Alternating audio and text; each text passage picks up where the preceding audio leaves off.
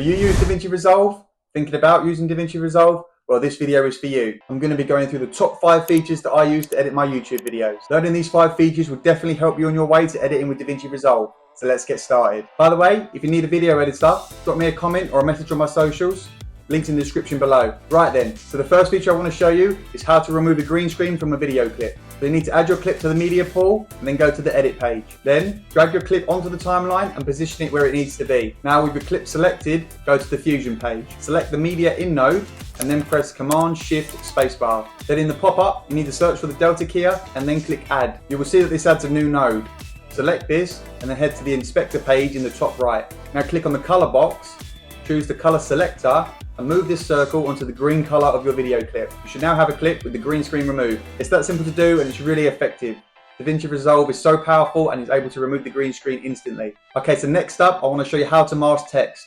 I think this is really important and it's a key feature that you need to know. So, once you've got your clip on the timeline, you need to add 2 new video tracks. Right click over here and select Add Track. Now select the video clip that you want to mask and create a copy. Put this duplicate version of the clip on the top track, so you have an empty track between the 2 video clips. Then go to Effects, choose Titles and select the title that you want to use. Put this title on the middle track so that it's sandwiched between the 2 duplicate clips. Make any changes you want to make to your text, so the words, the color, the fonts, etc. And then once you've done that, select the video clip that's on top and go to the color page.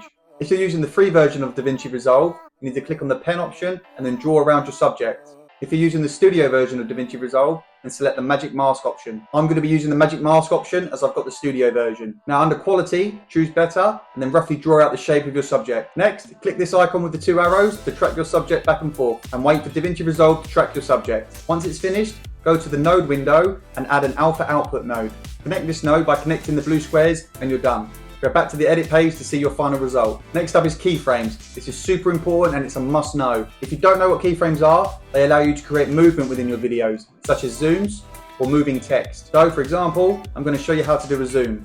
With your clip on the timeline, select the clip and go to the inspector page in the top right. Now put your playhead where you want the movement to start. Select the keyframe icon, that's this little diamond icon here. Now you can choose the keyframe icon against a specific function, like zoom or position, or choose the keyframe icon at the top, and this will select all functions. Now move your playhead to the next position and make the change that you want to make. So I'm going to zoom into this clip of me talking. This will automatically add a new keyframe. You can use these little arrows either side of the keyframe icon to jump between keyframes easily. Now DaVinci Resolve will move the frame from the first keyframe where the clip wasn't zoomed in to the second keyframe where the clip was zoomed in. You can use keyframes for all sorts of movements, so get creative and see what you can make. Okay, so moving on to feature number 4. This one is about using effects. It's simple enough to do, but it's a key feature you need to know. So as always, import your clip and add it to your timeline. Now select your clip and at the top of your page, go to effects. Now you can choose video effects or Fairlight for audio effects. Scroll through the effects until you find one that you like, select it and simply drag it on top of your clip. It's that simple. If you want to make changes to the effect, you can go to the inspector page at the top right and make the changes that you need to make. If you want to apply an audio effect, I recommend going to the Fairlight page first, then selecting effects, choosing your effect and dragging it onto your clip. As you're on the Fairlight page, which is where you can make a lot of audio changes within DaVinci Resolve, you can make changes to the audio effect and just generally have a lot more versatility on this page when it comes to audio. Now that brings me on to the last feature that I'm going to talk about. Now it's important to know that this feature is only available in the studio version of DaVinci Resolve. It makes my life a whole lot easier when it comes to editing videos, especially talking head videos like these or podcasts. This feature allows you to take out all the silences in your video clips, so you can cut out all the parts in between your takes, which saves so much time. So to do this, add your clip to the media pool, then right click on the clip and select audio transcription. Then choose transcribe. Then DaVinci Resolve will analyze your clip. Now this will take some time depending on how long your clip is, but just let it process.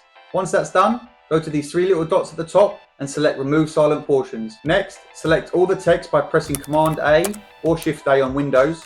This will highlight everything. Now in the bottom right, click on this little icon to append the clips to your timeline. As you can see, it's added the clip to your timeline, already cut up with all the silent portions removed. This feature isn't perfect, and I do find that some parts get left in, especially if you do a second take too soon after the first take. But generally speaking, it works well and saves you a hell of a lot of time. After the clips have been added to your timeline, you can then go through and remove all the bad takes and keep the good ones. So that's 5 features I think everyone starting out in DaVinci Resolve should know about. Let me know if this helped. If you want to see more DaVinci Resolve tutorials, thanks for watching. If you made it this far, hit that subscribe button, like this video, and I'll see you in the next one.